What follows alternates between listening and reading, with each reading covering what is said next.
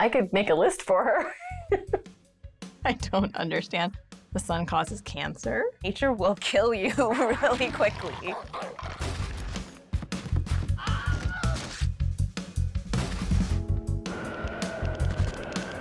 Maybe she felt empowered to comment on the environment after being an Iron Man. I don't know.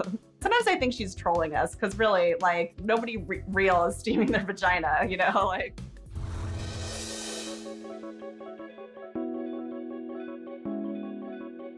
I have always loved science. When I was little and everybody else wanted to be like a fireman, I wanted to be a paleontologist. My mom has all these stories of me bringing home like chicken bones that I found in the dirt, things like that.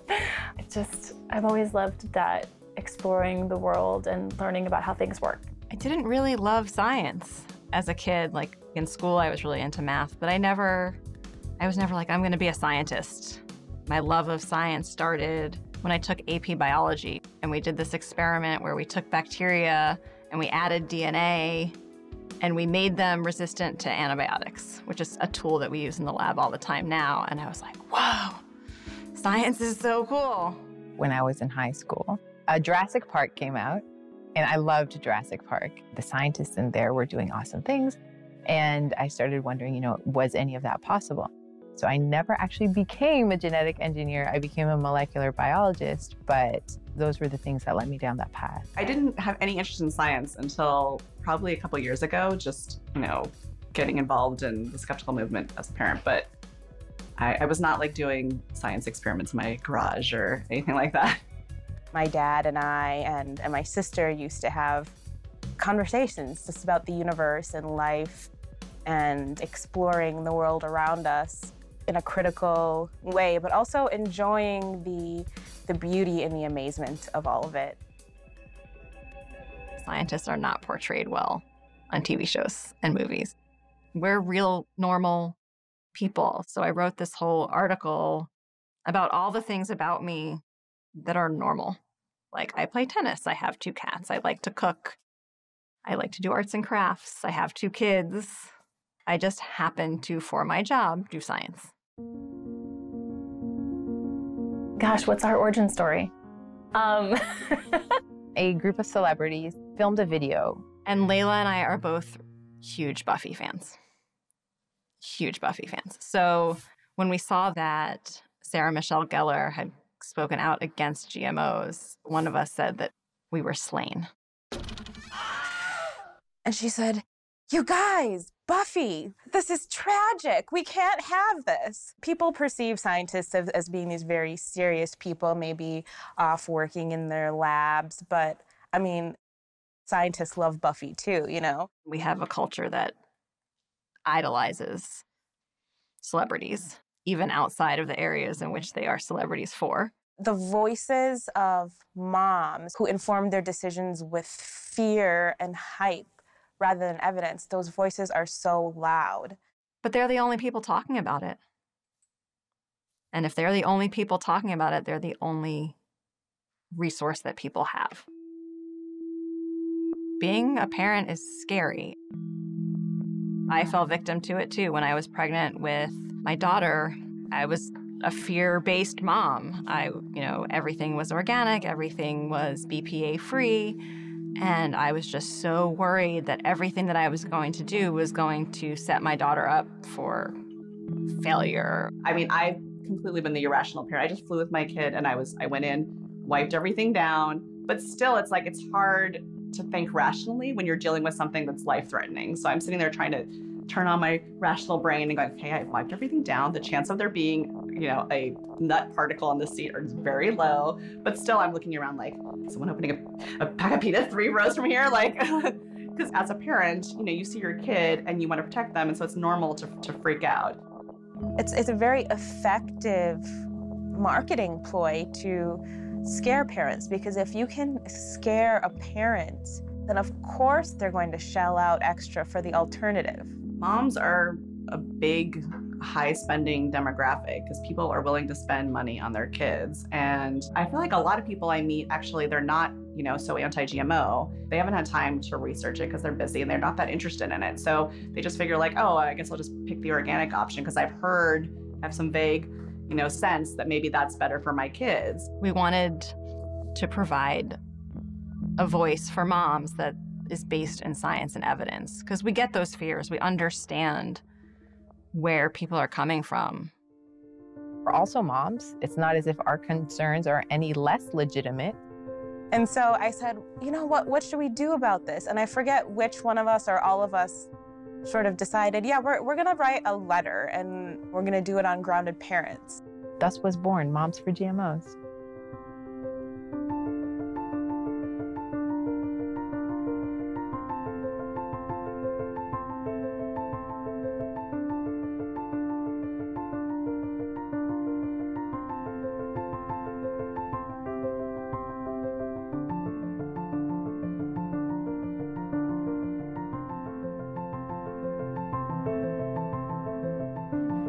Celebrities are beautiful and we like to look at them and we like to watch their movies, but we should be taking what they say with a grain of salt, if not several spoonsful of salt.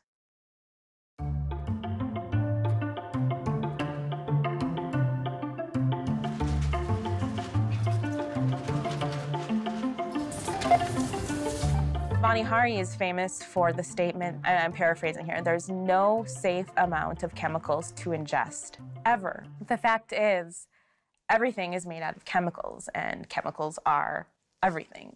I think that when people think about chemicals, they're not thinking about water or all of the lovely molecules that make up a piece of fruit. If you break down the components in it, there are scary sounding long chemical names. Pears naturally synthesize formaldehyde because it's essential for certain metabolic functions. But when you tell people that there is formaldehyde in their food, it scares them. The definition of a GMO is the million-dollar question, right? If you put into Google, what is a GMO? The first few Google results are bullshit. They're not science-based, they're not reputable sources. They're going to be websites that are sponsored by the organic industry to scare you about your food.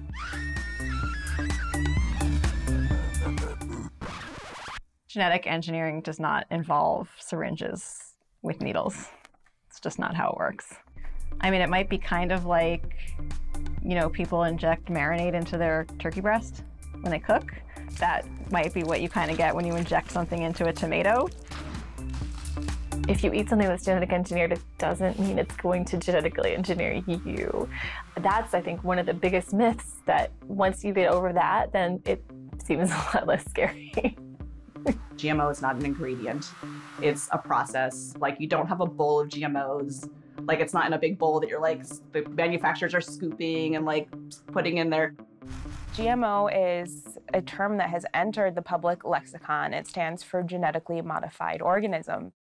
And I find it to be a rather scientifically arbitrary term. When scientists and lay people use the term GMO, we mean something very, very different. So if I were to describe what a genetically modified organism is to a child, I'd say that it's any organism when scientists have modified purposefully its DNA. So be that through crossbreeding, through mutagenesis, through any method that exists.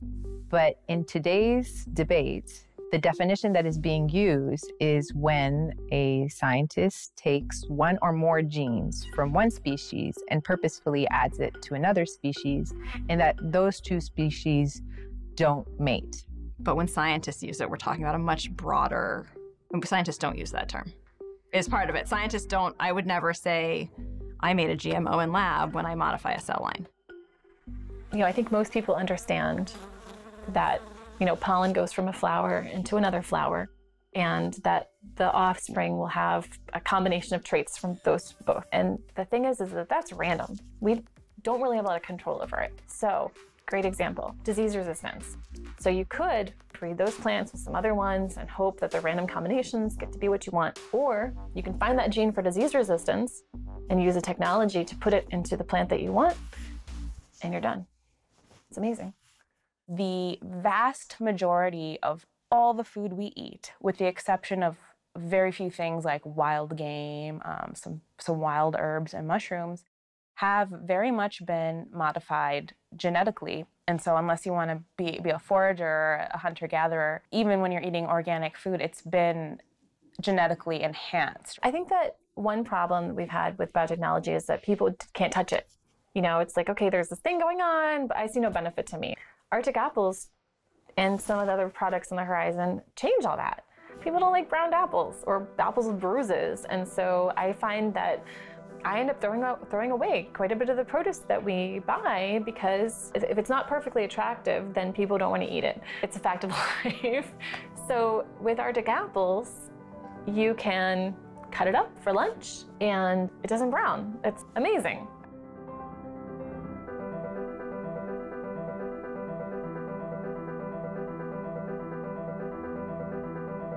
In the developing world, there's this huge problem of vitamin A deficiency, which causes blindness, maternal mortality, and suffering and death. And so there is a rice, a GMO rice called golden rice, which is fortified with beta-carotene, which is the precursor to vitamin A. Because of anti-GMO ideology and lobbying and overregulation, this rice has not reached the people who need it most, and this is tragic. And that's where it doesn't become about us living in the United States in our comfy houses. It becomes about other people in distant lands that we may not know and are genuinely suffering from hunger. So I do not think that biotech crops are going to solve world hunger, but they can contribute significantly to helping.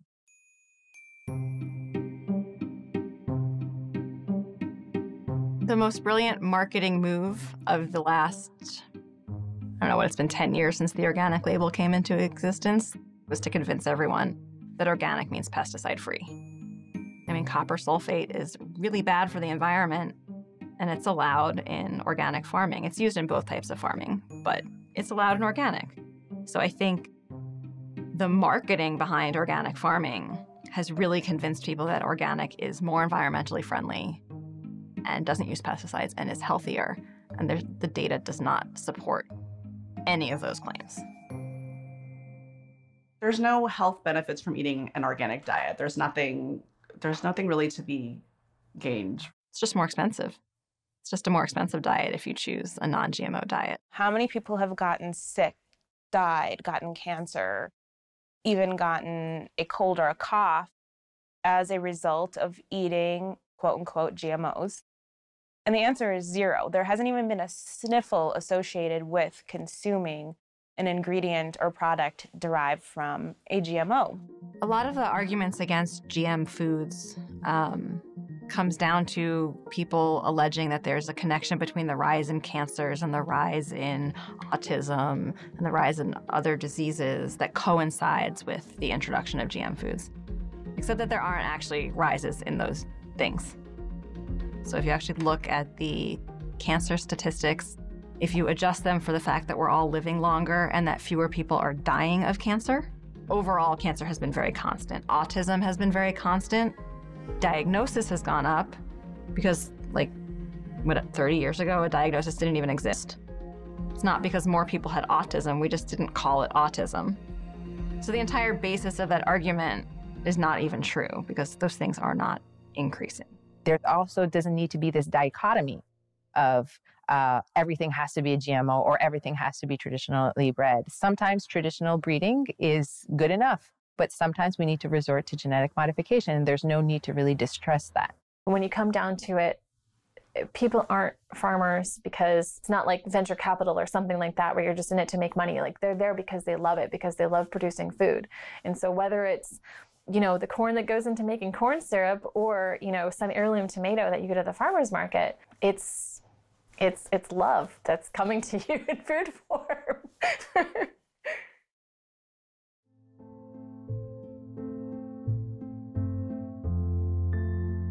There are too many too soon.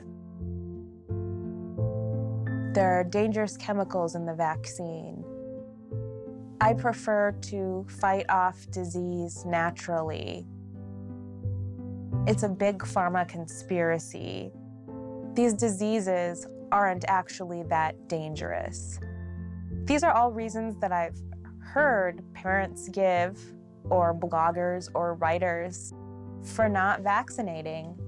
And none of them are based in evidence or science. What we see is that when certain communities dip below a certain threshold of any certain vaccine, we start seeing outbreaks of these very vaccine-preventable diseases. I think if most of us asked our grandparents who were alive before the polio vaccine, and you talk to them about vaccines, their perspective on vaccines is hugely different because they all knew someone who died of polio, who died of measles. This isn't vaccines, it's antibiotics, but it's similar. My great-grandparents had a child between my grandmother and her older sister who died of scarlet fever, which is strep throat. So do we really want to go back to a time when children die of strep throat? I don't. It's weird that people are freaked out about something like GMOs or something that really isn't a risk. But then sometimes when there's an actual real thing we're trying to avoid, they're sort of, poo-pooing it. I feel like that's kind of a hard line for me. Like, I'm a lot more relaxed about organic produce. What am I going to do? Go pick it at Whole Foods? Like, I don't have that much time. If you want to shop at Whole Foods, go for it. But for vaccines, like, especially when I think about like my friends who are immunocompromised, could die if they're next to a kid who has some kind of, illness, it's really serious. So I take that stuff pretty seriously, but hopefully it's not, I don't have to start hopefully questioning people as they walk in my door. I think the common thread in a lot of these things is the idea that parents can just kind of cure something themselves or cure their kids themselves. And I think maybe it's just a reaction to feeling really overwhelmed. It sort of leads to this idea of like, I don't need to vaccinate. I can just use essential oils, or I can use an organic diet that will cure my kids' food allergies, or homeopathic treatment for allergies, and all kinds of things that people think are gentler, or they can do it on their own, or homemade baby formula that end up being really, really dangerous. So I think it's that common thread of just like wanting to do everything yourself. Can you just give a definition of homeopathy? A serious one? Homeopathy is based on the idea that like cures like. So if you have this symptom, let's say you have gastrointestinal distress, the thing that will cure you is something that causes gastrointestinal distress. And that the way that it cures you is by diluting it so many times that you no longer have any of that original substance, but the water somehow remembers that it previously had this substance that causes your symptoms that you have in it. So basically everything that we know about chemistry and dilutions, everything that we know about physics, about how molecules work, because water doesn't have memory, and everything we know about pharmacology and toxicology would have to be wrong for homeopathy to work. I can't imagine parents reaching for something that's untested, unregulated, and literally has no active ingredients in it. It just baffles me. As embarrassing as it is, I tried it when I was first mom because I genuinely didn't know. And then later on, I thought to myself, oh, that's why it didn't work. Australia did a huge analysis of all the data about homeopathy and found, again, that homeopathy is no better than placebo. And that is the gold standard in medicine of whether a treatment works, is efficacious or not, whether it works. It has to be better than a placebo. So I basically just gave him sugar water, which I could have made at home and saved myself a couple of bucks.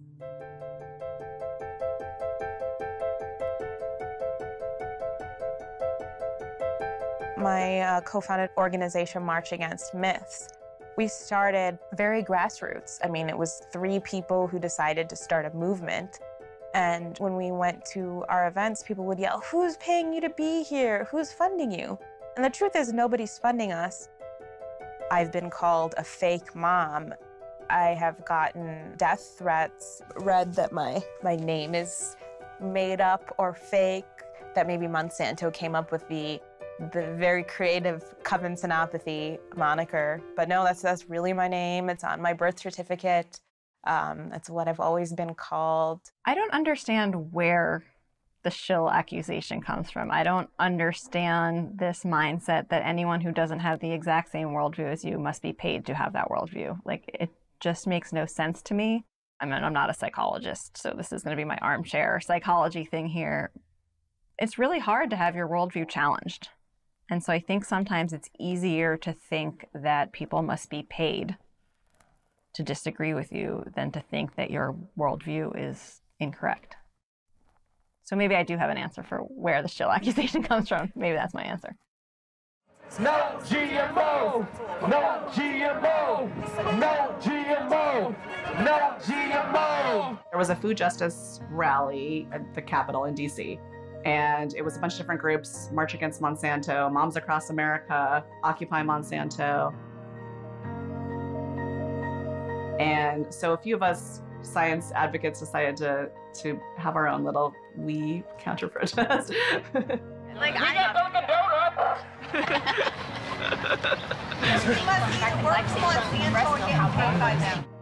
This woman comes over and says, you know, what illnesses do you represent? Which made no sense. But I thought she was trying to say, like, you don't know the position I'm in because my kids have been sick. And so I was just trying at first to kind of like let her know, well, I have a kid with a food allergy and it's a life-threatening food allergy, so I kind of know where you're coming from. But then I think she was just really horrified because in her mind it was like, well, if your kid has a food allergy, why would you be feeding them, you know, GMOs? And so I wasn't even expecting to have like an interaction with somebody that day, but she said, I've cured. Right. And then just like, you're poisoning your kids, which made me go bananas. I didn't insult you as a mother, ma'am, but that's good that you just went there. I just know what the evidence says. I'm just reading the studies. From scientific studies, from studies. Personal research is not science. I'm usually like not angry about anything. I'm just like, oh, whatever. Like, but I got so, I didn't expect to get that upset, but I did get really upset. So it was kind of a crazy experience.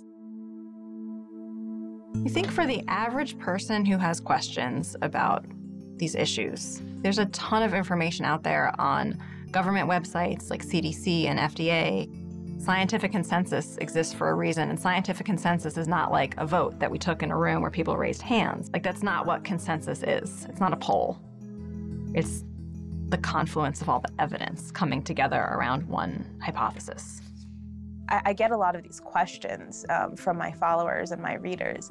People will say, is this safe for my child? Or they'll even send me some sort of symptoms they've been having or that their children have been having, and they'll ask me about it. And the first thing I say is, well, this is something you should ask your doctor. And please, please, I hope your doctor is not a naturopath or something like that. You know, go to a real doctor. Buy real medicine. Homeopathy is not real medicine. So what all the evidence shows about what we should be eating, it's not about whether something's organic or how it's bred. It's that we need to eat lots of fruits and vegetables, less added sugar, you know, everything in moderation. It's not that complicated. Just buy whatever's cheapest. That's what we do. Here in California, organic produce is sometimes cheaper than conventional produce, and I just buy that. And I treat them both exactly the same way. I wash them both under cold running water as recommended, and then my son eats 2 pounds of blueberries. There's some organizations that are trying to scare people away from buying certain fruits and vegetables. That's crazy to me. Part of it is like this panic over like, I have to do it one right way. And I was definitely like that with my son. I completely, you know, over-researched and freaked out about everything. And in a way, I was more relaxed with my daughter, and a lot of their outcomes turned out to be the same. Like, when they started sleeping through the night was the same, even though it was like one way with one and, you know, one way with the other.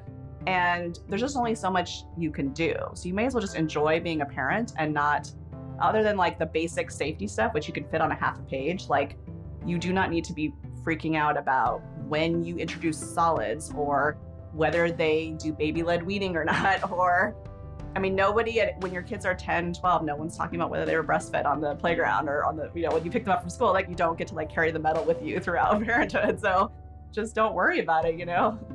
The effects of stress on us and our children is way worse than anything that we're worrying about here. I can go crazy trying to avoid exposures to something in some product. But would I be having more benefit to my child by spending that time reading them a book? I think people should try to find what the real issue is. You know, if your concern is over patent corporate control of our political system, that's an incredibly valid concern, and I share that concern. But GMOs aren't the cause of that, and banning GMOs isn't going to be the solution to that either. I encourage people to really focus on the real source of their anger rather than blaming a proxy. There's a lot of these like fear-based communities, you know, that kind of bring people in. But so I feel like we're sort of creating a new community